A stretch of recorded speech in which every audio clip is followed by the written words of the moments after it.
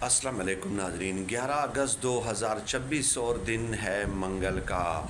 तहरीक इंसाफ के अंदर 27 सितंबर लॉन्ग मार्च के हवाले से बहस और मुबाहसे का सिलसिला बदस्तूर जारी है। 27 सितंबर लॉन्ग मार्च के मकासद क्या हैं? क्या तहरीक इंसाफ के 27 सितंबर लॉन्ग मार्च का मकसद इमरान खान की रिहाई है या इमरान खान तक रसाई है?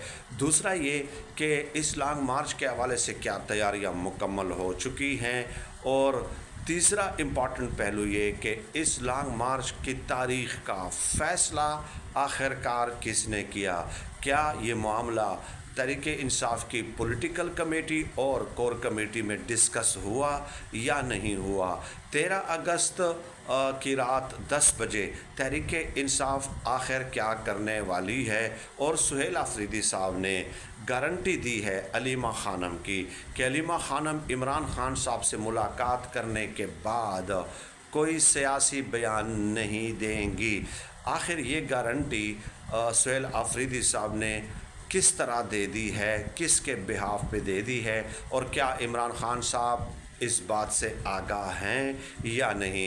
तो ये तमाम तर चीज़ें आज की इस वीडियो में आपकी खिदमत में पेश करनी है। सबसे पहले हम ये डिस्कस कर लेते हैं, एक छोटा इशू है कि 13 अगस्त रात 10 बजे तहरीक इंसाफ ने फ़ैसला किया है कि हर चौक डी चौक बनेगा।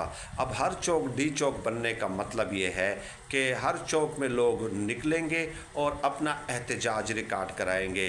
तो गोया कुछ लोग निकल आए, बाहर खड़े हो गए, नारेबाजी की इमरान खान साहब के हक़ में। ये एक पॉलिटिकल एक्टिविटी होगी। तो इस पॉलिटिकल एक्टिविटी का मकसद सिर्फ़ और सिर्फ इतना है कि चूँकि तहरीक इंसाफ 27 सितंबर को लॉन्ग मार्च करने वाली है, तो एक मोमेंटम बिल्टअप करना है। और इस 13 अगस्त की रात की एक्टिविटी का डेफिनेटली हुकूमत के ऊपर इतना प्रेशर ज़ाहिर है नहीं पड़ेगा, क्योंकि तहरीक इंसाफ ने भी इसके लिए कोई ख़ास तैयारी नहीं कर रखी।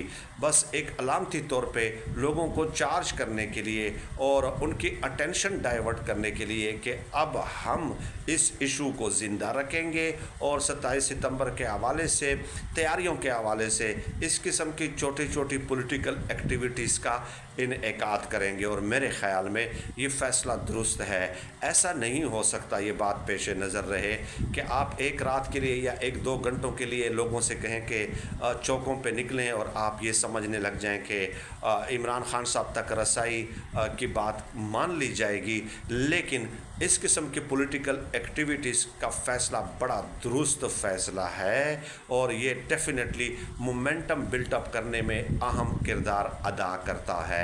दूसरी तरफ सुहेल आफरीदी साहब ने अलीमा खानम के बिहाफ पे गारंटी दी है कि अलीमा खानम कि अगर मुलाकात इमरान खान साहब से करा दी जाती है तो वो बाहर आकर कोई सियासी बात नहीं करेंगी। अब ये बात किसने कही? सुहेल आफरीदी साहब ने प्रेस कॉन्फ्रेंस में कही है और बाकायदा गारंटी दी है। तो क्या सुहेल आफरीदी साहब को इमरान खान साहब की बहनों की गारंटी देने का इख्तियार है? ये तो सवाल उठता है ना, क्योंकि उनकी बहनें तो 27 सितंबर लॉन्ग मार्च की तारीख़ पे भी एतराज़ कर रही हैं कि पता नहीं ये तारीख़ क्यों दी गई है। और मतलब उनका ये था कि हमसे मुशावरत तक नहीं की गई, और ये मुशावरत की भी नहीं गई, क्योंकि मैं अभी आगे जाकर आपको बताऊंगा कि किन 6-7 लोगों ने ये 27 सितंबर लॉन्ग मार्च का फ़ैसला किया है।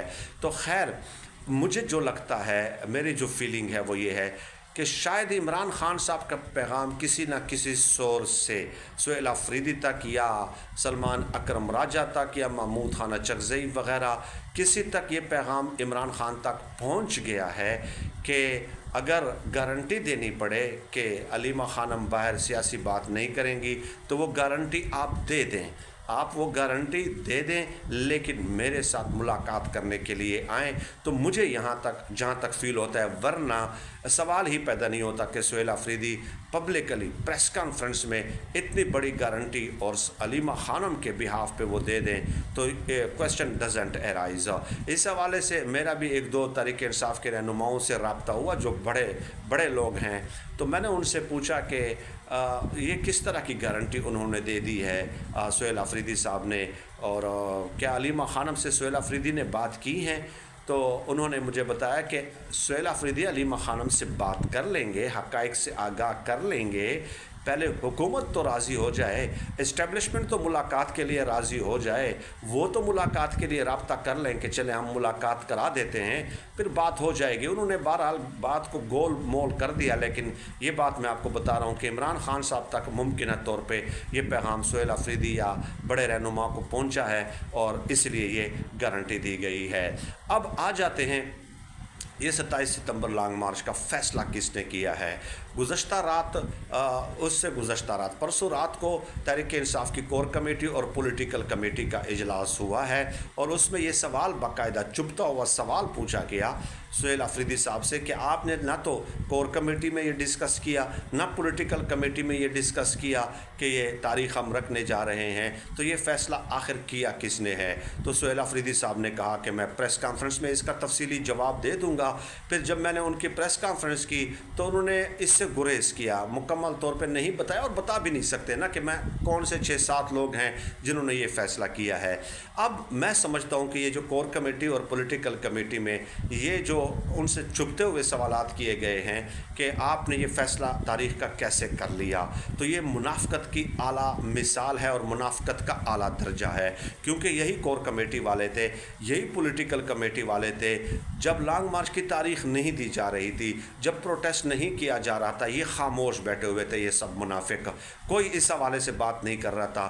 کسی نے سہیل آفریدی صاحب پہ یا محمود خان اچکزئی پہ یہ دباؤ نہیں ڈالا کہ دینا لانگ مارچ کی تاریخ، آپ کیوں نہیں دے رہے؟ اور یہی لوگ کیا آپ کو اڈیالہ کے باہر نظر آتے ہیں جو آج سوالات پوچھتے ہیں؟ کیا آپ کو سپریم کورٹ کے بعد باہر، کیا آپ کو ہائی کورٹ کے باہر یہ منافق لوگ جو ہیں یہ باہر نظر آتے ہیں؟